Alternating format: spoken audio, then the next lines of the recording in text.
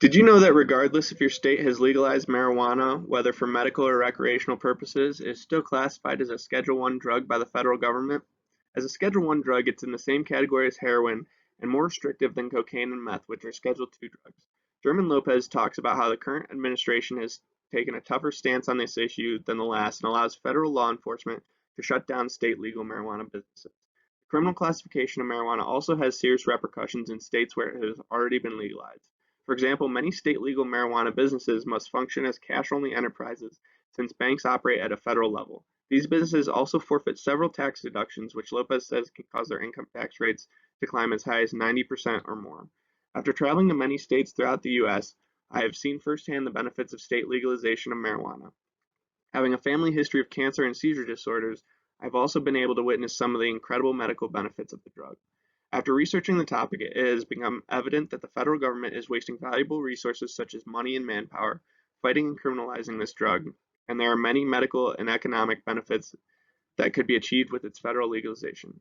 Today, I will discuss the issue of wasted resources on fighting a medically beneficial drug and the impacts it has on the economy. I'll then propose federal legalization of marijuana and making it as publicly accessible as alcohol. Ridiculously high amounts of federal resources, taxpayers' money, time, prison space are all being wasted each year in the war against marijuana, a medically beneficial, relatively harmless plant that has little to no restrictions in many other countries around the world.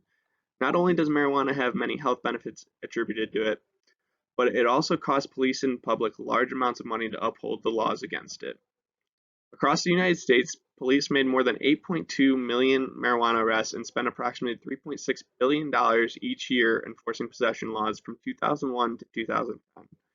Even though most of the people that are being arrested are only carrying small amounts of the drug, according to Walt Hickey and Kelly McLaughlin in their article published by Insider, about 50,000 or 6% of those arrests still lead to felony convictions. Not only can the court fees and lawyer fees cost a person more than $10,000 to defend against a marijuana arrest, but having a record can also affect their current or future job opportunities and public benefits. In a piece published by Science News, it is shown that spending on marijuana has been increasing since 2006 and since 2009 has surpassed the amount spent against heroin, cocaine, and methamphetamine.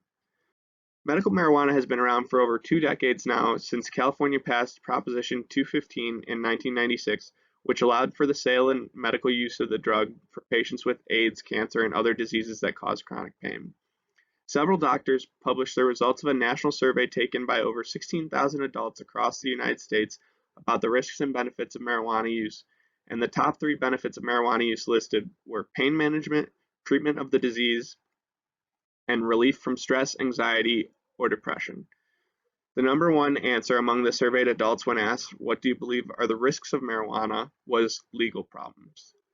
Joel Moreno, a professor of law at Penn State, discusses some of the therapeutic benefits of using marijuana, such as treating nausea in cancer patients caused by chemo, reduction in pain of chronic pain diseases, and treatment of seizures for those with disorders such as epilepsy or multiple sclerosis. Now let me explain why this problem is important. These resources could be spent fighting against drugs and crimes that are more devastating to society, used for reparations of roads and other public travelways, or even to boost the economy. In the article published in the Economic Journal, it explained that drug trafficking organizations are major contributors to crime in U.S. border states. There have been a drastic drop in violent crimes in U.S. states bordering Mexico that have adopted medical marijuana laws. In the economics of marijuana legalization, Lisa McKinney explains the massive increase in tax revenue that could be generated with full legalization of marijuana. This newfound tax revenue could be spent on things that benefit society as a whole, such as schools, law enforcement, and mental health institutions. From January to August 2017, Oregon alone generated $108.6 million in state and local marijuana taxes, with only $9.5 million going towards regulatory and tax collection costs. As you can see, the projected cannabis retail sales estimate steadily increases from 2018 to 2023 and is expected to reach upwards of $25 billion by 2023. Now let's talk about what will happen if the problem is not addressed. If marijuana retains its federal legality status, the nation will continue to waste resources at an alarming rate and fall even deeper into crippling debt and crumbling economy. The amount of taxpayer money spent enforcing marijuana laws will continue to increase steadily as the value of money depreciates and no new sources of revenue are being explored. Economic deterioration will not improve at all, possibly pushing the United States into another Great Depression. We're on the right path with state legalization, but we need to implement federal change as well. Marijuana should be made fully legal on a federal level for both medicinal and recreational usages and made as easily accessible to the public as alcohol. The same age laws that are currently applicable to alcohol should apply to marijuana as well, but it should still be as easy to obtain as going to the corner store and purchasing a six-pack of beer. The war on drugs can then be more focused on drugs that devastate lives and communities, such as heroin and meth, instead of marijuana. The government could impose a tax on the purchase of marijuana, as they currently do with most things, and have a new source of revenue. The economy would grow because of many job creations, such as growing and cultivating marijuana. The solution could be implemented with a proposal to federally legalize the drug in all 50 states. That proposal would lay out the terms of legalization and then be sent to ballot vote. Now let's see what will happen if we adopt this proposal. Imagine taxes not being raised every year, educational institutions and unions not having to organize wage strikes, less violent crimes being committed around the U.S., and roads that are not riddled with potholes or constantly under construction.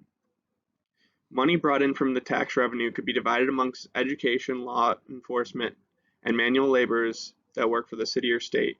More studies could be funded to further understand the medical risks and rewards of marijuana, which would help reduce the amount of misconceptions that the public has about the drug. Many states have already experimented and seen the benefits of all-around marijuana legalization, so there is hope that the federal government will open its eyes to this issue. In conclusion, the insane amount of wasted resources on the battle against marijuana and enforcing the restrictive laws regarding it can be remedied by legalizing the drug on a federal level at a national scale and making it easily obtained. The federal legalization of marijuana will not only benefit society, but the economy will also greatly benefit from this because of job creation and new revenue. If your state currently allows the use of recreational marijuana, I encourage you to go into a dispensary, better educate yourself on the substance, and explore the medical and therapeutic benefits that it offers. On the other hand, if it's still illegal at your state level, please keep an eye open for legislation pushing for legalization and vote yes.